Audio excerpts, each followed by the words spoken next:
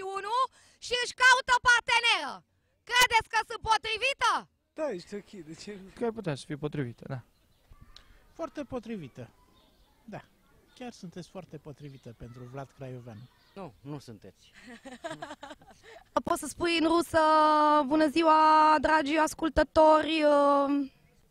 Здравствуйте, дорогие слушатели! Вы сейчас смотрите или видите, или слушаете радио 21. Credeți că sunt potrivită? Da. Mai tare, să aud! Da! Ce calități vă solicită intelectul pentru această emisiune?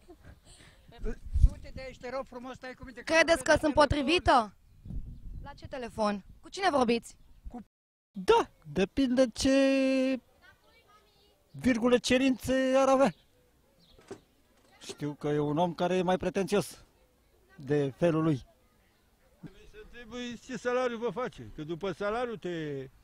Nu? Nu știu, nu mă pricep la astea.